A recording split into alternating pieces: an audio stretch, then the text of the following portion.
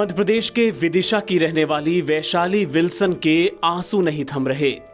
उनकी बेटी यूक्रेन में फंसी है, जिसकी टेंशन उन्हें पहले ही खाए जा रही थी और अब किसी ने इसकी आड़ में उनके साथ बड़ा फ्रॉड कर दिया। इतना ही नहीं, मध्य प्रदेश प्रशासन ने भी उनके साथ भद्दा मजाक किया। आइए आपको बताएं वैशाली के साथ हुआ क्या। दरअसल वैशाली की बेटी सृष्टि विल्सन यूक्रेन की राजधानी कीव में मेडिकल की पढ़ाई कर रही है। यूक्रेन से कई भारतीय छात्रों को स्वदेश लाया गया है, लेकिन इसमें वैशाली का नंबर नहीं आ पाया। उधर रूस और यूक्रेन के बीच हालात बेहद तनावपूर्ण होते जा रहे थे। सृष्टि का परिवार भारी टेंशन में था कि अब बेटी कैसे वापस आएगी। मां वैशाली विल्सन ने एमपी में सीएम हेल्पलाइन में शिकायत करके मदद मांगी तो जवाब मिला, आप यूक्रेन थाने में रिपोर्ट दर्ज कराएं। आपने सीएम हेल्पलाइन में गुहार लगाई तो क्या रवैया संवेदनशीलता दिखाई? एक्चुअली संवेदनशीलता की बात वहीं खत्म हो जाती कि उनको इस यूक्रेन के बारे में कुछ पता ही नहीं है। वहाँ जो भी मैडम बैठी थी उन्होंने यही बोला कि यूक्रेन के थाने में कंप्लेन करो जाके। अगर एमपी का मामला है तो हम यहाँ पे सुलझा सकते हैं, अगर आपको कोई खसरा खतौनी ये सब चीज़ें तो यहाँ हो जाएगा, लेकिन अगर यूक्रेन का मामला तो आप वहाँ के थाने में चले जाओ। वो यही नहीं समझ पा रहे थे कि अभी इस मामले की गंभीरता क्या है, तो उनसे कोई संवेदनशीलता की उम्मीद रखना मेरे लिए तो अभी बहुत मुश्किल है।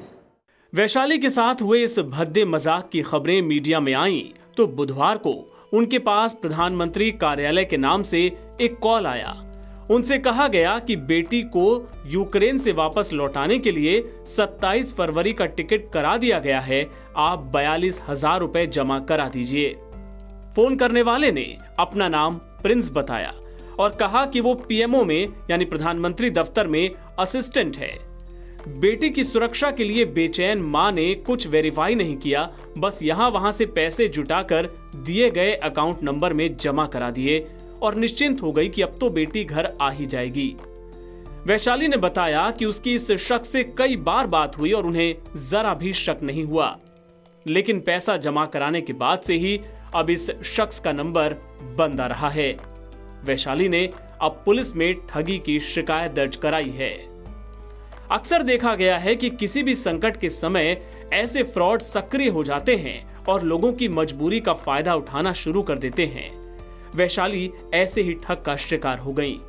ये सच है कि यूक्रेन में अब भी हजारों भारतीय फंसे हुए हैं, लेकिन भारत सरकार उन्हें स्वदेश लाने की हर संभव कोशिशों में जुटी हुई है। ऐसे में तमाम लोगों से नवभारत टाइम्स ऑनलाइन भी अपील करता है कि किसी के झांसे में ना आए और सरकार पर भरोसा रख इंतजार करें। एनबीटी ऑनलाइन की रिपोर्ट।